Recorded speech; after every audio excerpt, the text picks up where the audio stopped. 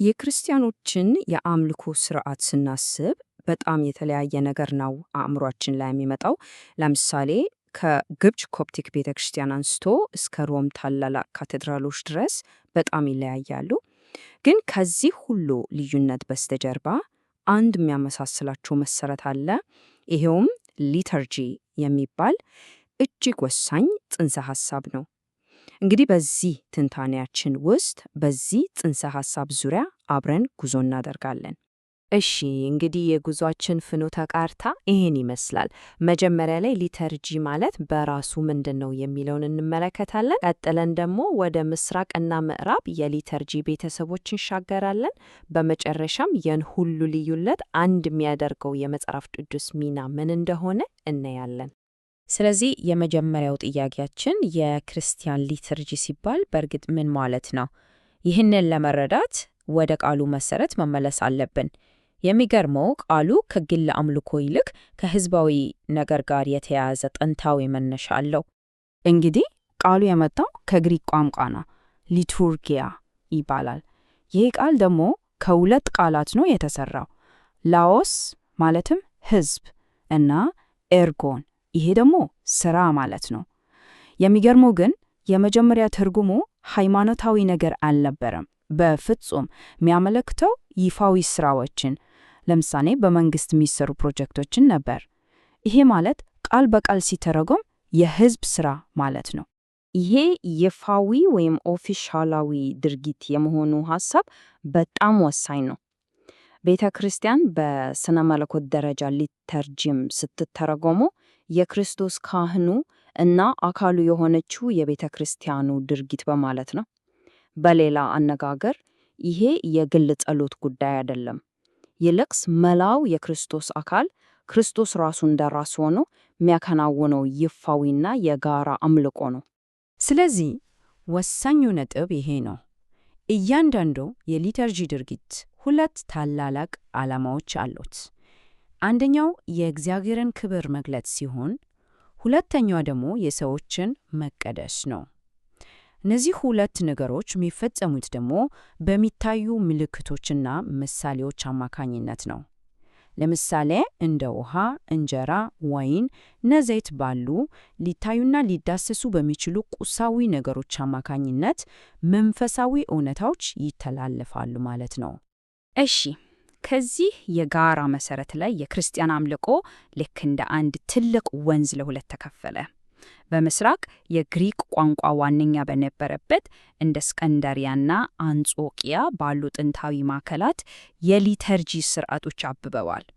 በምዕራብ ደግሞ የሮማ ግዛት ከወደቀ በኋላ በተፈጠረው ክፍተት የላቲን ቋንቋ ተነጋጋሪው ዓለም ቀስ በቀስ በሮም ዙሪያ አንድ መሆን ጀመረ። በል አሁን መጀመሪያ ወደ ምስራቅ እንጓዝና የክርስትና ጥንታዊ መካነ ልቦች ውስጥ የነበሩትን የአምልኮ ስርዓቶች እንመልከት። እነዚህን የምስራቅ ስርዓቶች በቀላሉ ለመረዳት ከቋንቋ ቤተሰቦች ጋር ማመሳሰል እንችላለን። ለምሳሌ ላቲን የሚባል አንድ መሰረታዊ ቋንቋ እንዴት ወደ ፈረንሳይኛ፣ ስፓኒሽና ጣሊያንኛ እንዳደገ እናውቃለን። ልክ እንደዛው ለምሳሌ አንጾኪያ በምትባል ትልቅ ከተማ ውስጥ የነበረው መሰረታዊ ሊተርጂ በዙሪያው በነበረው ሰፊ አካባቢ ላይ ተጽዕኖ አሳድሮ የራሱን የሊተርጂ ቤተሰብ ፈጥሯል። እዚህ ጋር በጣም የሚያስደንቀው ነገር ይህን አስደናቂ ልዩነት በካርታ መልክ ማየት መቻላችን ነው። ለምሳሌ በንጉሠ ነገሥቱ ዋና ከተማ በቁስጥንጥንያ የተወለደው የባይዛንታይን ቤተሰብ በግርማ ሞገሱ ይታወቃል። የእስክንድርያ ቤተሰብ ደግሞ የጥንት የግብፅ መሠረት አለው። የምዕራብ ሶሪያ ቤተሰብ ከጥንታዊው የሰማይ ጥግ ክርስትና መፍለቂያ ከሆነችው ከአንጾኪያ ያደገ ሲሆን፣ የምስራቅ ሶሪያ እና የአርመን ቤተሰቦች ደግሞ የራሳቸው ልዩና ጥንታዊ ገጽታዎች ይዘው አድገዋል። እና ይሄ ገና ጅማሬው ነው።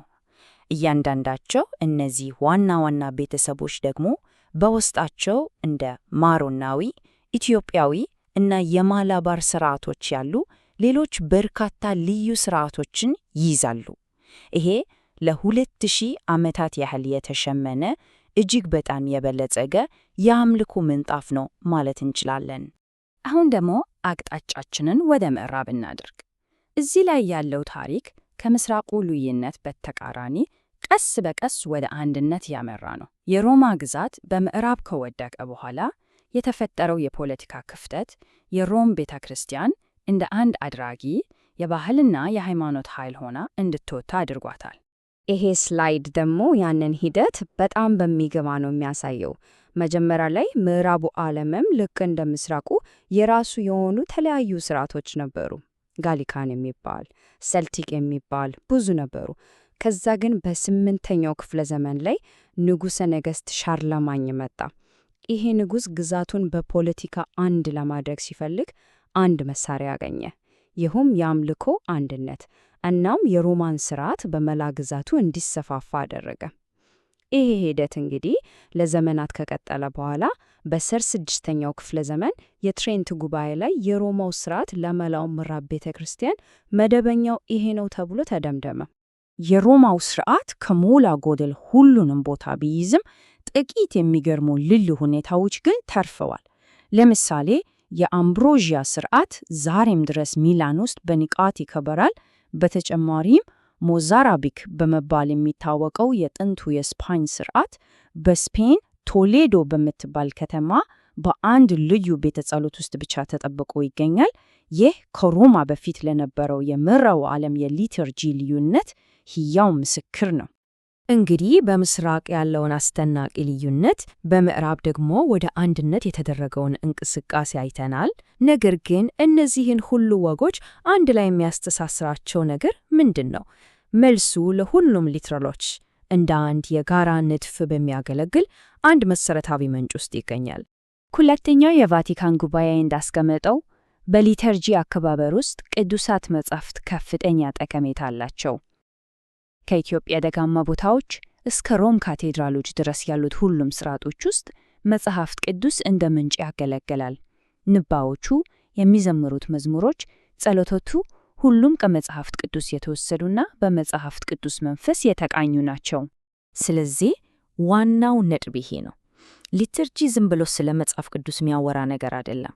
ሊተርጂ ራሱ መጽሐፍ ቅዱስ ሲታወጅ፣ ሲጸለይበት እና ሲከበር ነው። ቅዱሱ ጽሑፍ ሕያው ሆኖ ለአንድ ማህበረሰብ ወደ ሕያው እና እስትንፋስ ያለው የአምልኮ ድርጊት ሲለወጥ ነው ማለት ነው። ይህም በመጨረሻ አንድ ሊታሰብበት የሚገባ ሐሳብ ላይ ያደርሰናል። በተለያዩ ግዛቶች፣ ባህሎች እና አህጉራት የተቀረጹ ይህን ያህል የተለያዩ ወጎች እንዴት አንድ የጋራ ልብ ሊኖራቸው ቻለ? ምናልባት የሊተርጂ እውነታው ኃይል ያለው አንድን ቅዱስ ጽሑፍ ወደ ሺህ የተለያዩ የውበት መግለጫዎች የመለወጥ ልዩ ችሎታው ላይ ነው። ሁሉም ወደ አንድ መለኮታዊ ምስጢር የሚያመለክቱ